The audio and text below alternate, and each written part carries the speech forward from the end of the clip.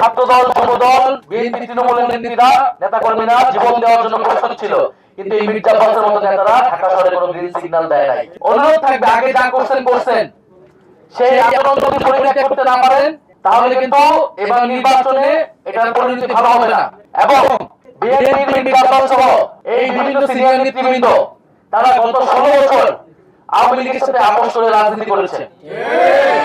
আপনারা দেখবেন তাদের বেশিরভাগের ব্যবসা বাণিজ্য সবকিছু আওয়ামী লীগের লোকদের সাথে সংশ্লিষ্ট, এবং তারা নিজেদের ব্যবসা বাণিজ্য অর্থ সম্পত্তি ঠিকানার লোভে, ঠিকানার কারণে, নিজেদের স্বার্থের কারণে তারা ভোট মাঠে কখনো রাজপথে নামে নাই, মাঠে নামে নাই। ছাত্রদল, যুবদল, বিএনপি, তৃণমূলের নেতারা, নেতাকর্মীরা জীবন দেওয়ার জন্য প্রস্তুত ছিল, কিন্তু এই মির্জা আব্বাসের মতো নেতারা ঢাকা শহরে কোনো গ্রিন সিগন্যাল দেয় নাই। গণ অভ্যুত্থানের সময় তারা মির্জা আব্বাসের জন্য অপেক্ষা করে নাই। ছাত্র শিবির, ছাত্রদল, গণ অভ্যুত্থানের বৈষম্য বিরোধী সকল নেতাকর্মীরা জনগণের জন্য রাজপথে নেমে গিয়েছিল। ফলে মির্জা আব্বাসের যে ব্যাংক ব্যালেন্স, তাদের যে ব্যবসা, তাদের যে সাম্রাজ্য, সে আওয়ামী লীগের সময় পুরোটাই ইনটেক ছিল। এবং এটা বেশিরভাগ বিএনপি নেতাকর্মীদের আপনি দেখবেন খুঁজলে একই জিনিস পাবেন। একমাত্র ব্যতিক্রম ছিলেন বেগম খালেদা জিয়া। এই জন্য তাকে কি অবস্থা ছিল, কারাগারে তাকে মৃত্যুর মুখে পড়তে হয়েছিল। তবে আমরা এই অতীত ধরে কথা বলতে চাই না, বলতে গেলে অনেক কথা বের হয়ে যাবে। রাজনীতির মাঠে এসেছি, সুষ্ঠু নির্বাচন চাই। শরীফ ওসমান হাদী ঢাকা 8-এর মানুষের ভোটাধিকারের জন্য, গণতন্ত্র প্রতিষ্ঠার জন্য জীবন দিয়ে গেছেন। এই একই লড়াই আমরা কন্টিনিউ করতে চাই।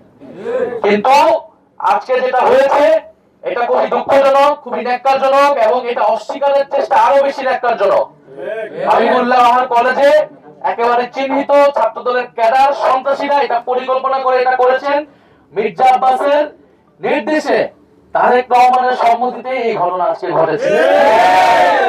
ফলে আপনারা একদিকে ভালো ভালো কথা বলবেন স্টেজে উঠে, আর একদিকে আপনারা বিরোধী, আপনাদের যারা বিরোধী রয়েছে, প্রতিদ্বন্দ্বী রয়েছে, তাদেরকে আপনারা দমন করবেন সন্ত্রাসী কায়দায়, আওয়ামী লীগের রাজনীতিকে পুনর্বাসন করার চেষ্টা করবেন।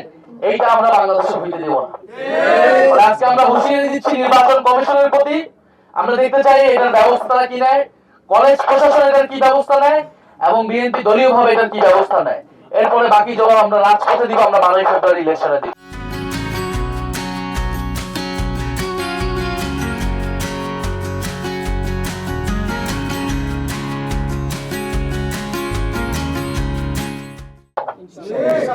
আর আপনারা দেখতে পাচ্ছেন যে আমাদের এই ভাইরা, ওনারা আহত হয়েছেন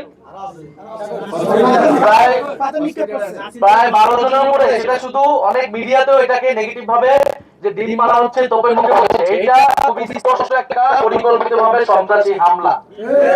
যে হামলায় আমাদের ঐক্যবদ্ধ বাংলাদেশের অনেক ভাই বোনেরা আহত হয়েছে, হেনস্থার শিকার হয়েছে, এবং এটা আমরা আইনিভাবে, রাজনৈতিকভাবে আমরা এটা মোকাবেলা করব।